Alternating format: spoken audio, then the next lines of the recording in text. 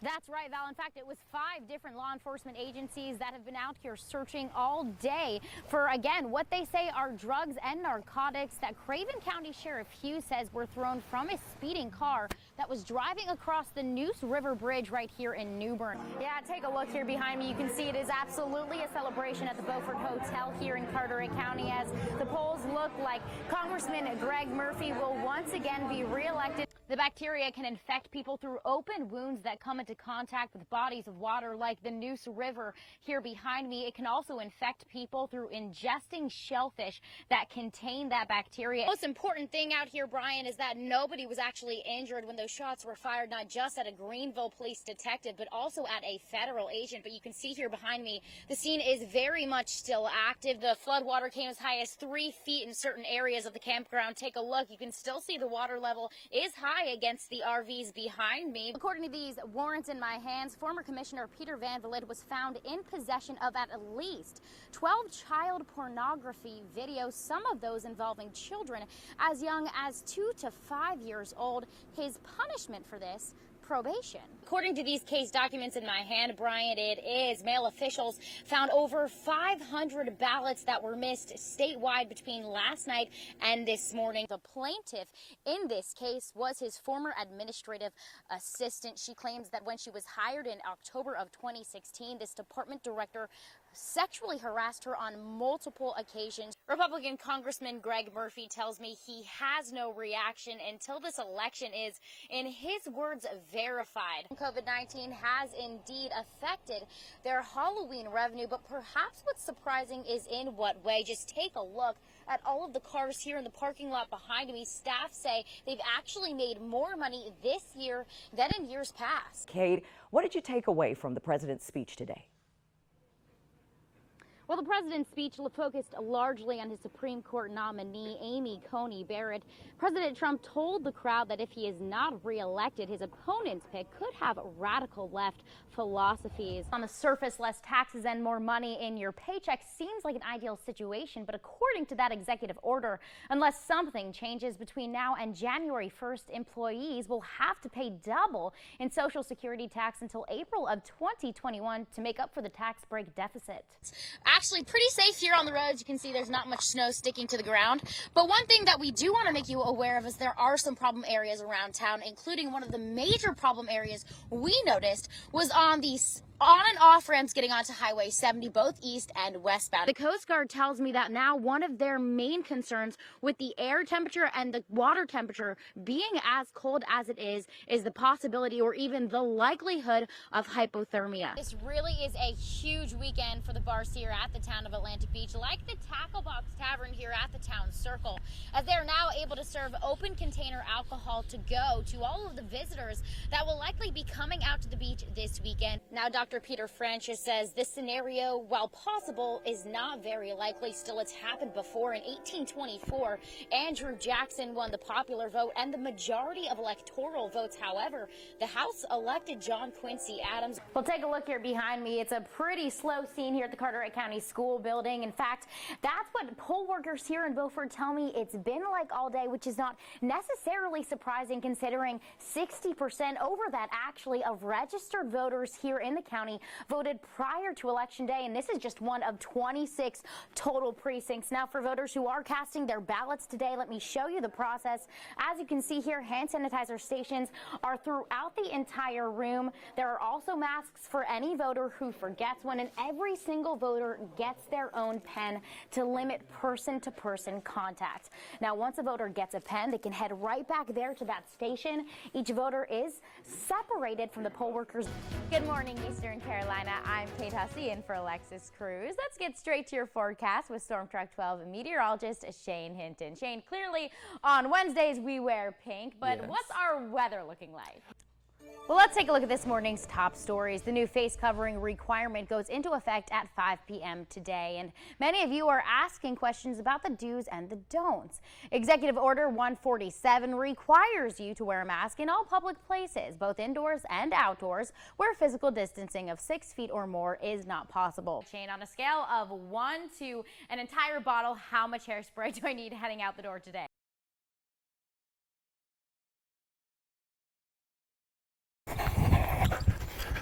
Through grueling heat I need water. and spurts of rain, Dustin Canstrip keeps his pace, mile after mile.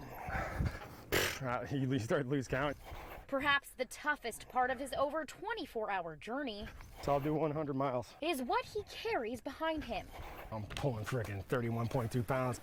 a coffin. Because currently we have veterans killing themselves at a rate of 31.2 a day. A weight that's personal for Dustin. He carries it with him every single day. Last week, November 6th, marks the 3-year anniversary where in that house over there, I almost ended my life at 45 years old, ironically at the end of a 45. The 20-year Marine Corps veteran knows firsthand. You can come home from a war, but the fight within doesn't leave. This PTS and stuff and survivors, it's a battle within amongst ourselves. Unlike the coffin Dustin drags through the grass, At least it's a little slicker. the veteran says PTSD is often unnoticed. And that's the key right there. Getting the word out, talking about it. So as neighbors cheer him on, Hey! Dustin carries out his mission. Well, my brother has PTSD, so he did 2 tours in Vietnam, so I understand the whole thing. Hoping the weight of his burden It represents the guilt. will uplift his brothers in arms. If we can just get that spark of hope, no matter how small it is, back in their lives. Dustin also started his own nonprofit organization called the Bravo Alpha Initiative. It helps veterans and first responders recover from PTSD. If you feel touched by Dustin's story today, head to our website. We have a link posted where you can donate. Reporting in New Bern tonight, I'm Kate Hussey for News Channel 12. Kate, how did those people become infected?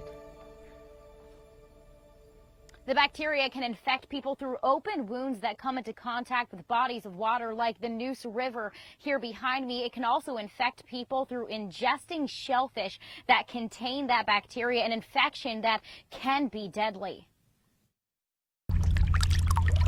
A seemingly quiet Craven County community, yet just yards away from where residents mow their lawns, is a dangerous predator lurking beneath the waters of the Neuse River. The enemy is a tiny naturally occurring bacteria called Vibrio. It infects people through open wounds or ingestion, infections that UNC's Dr. Rachel Noble says are on the rise in North Carolina. The number of confirmed infections is increasing since the 1990s. According to state data, there were 16 confirmed cases of Vibrio in 2004, while in 2019 the state has had more than 70. That's not surprising. Dr. Noble says the increase in infections could have a simple explanation. More people are recreating in water, so they're coming in contact and enjoying seafood that could also potentially infect them. But says there could be another more sinister contributor: pollution.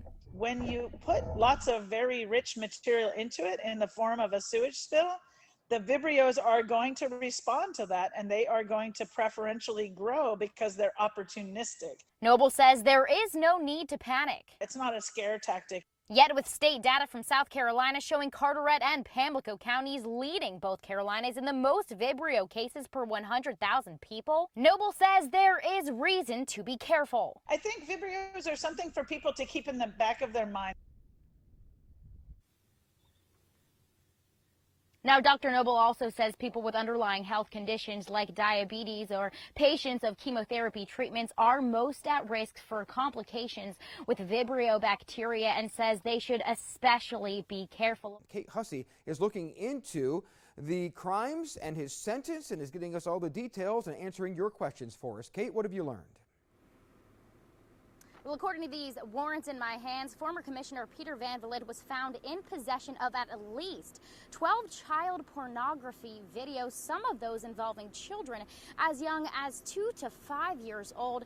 His punishment for this, probation.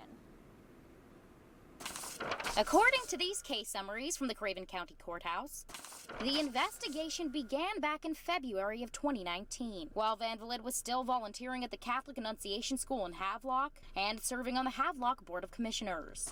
Warrants we pulled show state investigators took Van Vliet into custody on December 31st, 2019, after investigators found he had downloaded and kept numerous child pornography videos from a Los Angeles-based website. Shown in the videos are children, ranging in age from 2 to 12 years old, and in some cases, those children were seen engaging in sex acts. We reached out to the Annunciation Catholic School, who says Van Vliet previously served as a volunteer athletics coach, but hasn't served at the school in any capacity since March of 2019. On July 13th, 2020, the school did post this photo, which appears to be Van Vliet standing with students and staff at a school-sponsored Little Free Library event. This photo was taken before Van Vliet pled guilty to those crimes. The school or the diocese has not confirmed that's Van Vliet in the photo, but the photo is no longer up on their website. But if we review the edit history of the post, you can see the photos have now been removed. We also reached out to the city of Havelock, who could only tell us a commissioner had at some point resigned, and that the seat will soon be filled by the Havelock Charter. And District Attorney Scott Thomas confirms Van Vliet resigned sometime before he pled guilty.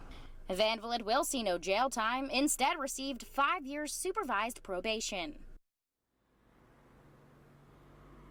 Now, District Attorney Scott Thomas tells me he asked the judge to sentence Van Vliet to jail time, but says the judge, based on the evidence, ruled in favor of 25 to 90 months in prison if and only if Van Vliet violates his probation. Now, in the meantime, he is registered as a sex offender, will have to undergo a sex offender assessment and comply with any treatment that is recommended by that assessment. Now, he will also have to comply with several North Carolina sex offender laws. You can find those on our website later on tonight.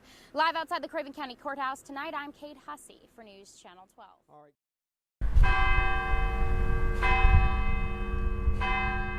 The final countdown to Election Day. With time on the clock running out, we took our own voter poll to see if people know what hour they can start casting ballots. 6 a.m.? 7 o'clock, I think. I'm assuming 8. The correct answer is 6:30 a.m. Voters have until 7 p.m. to vote.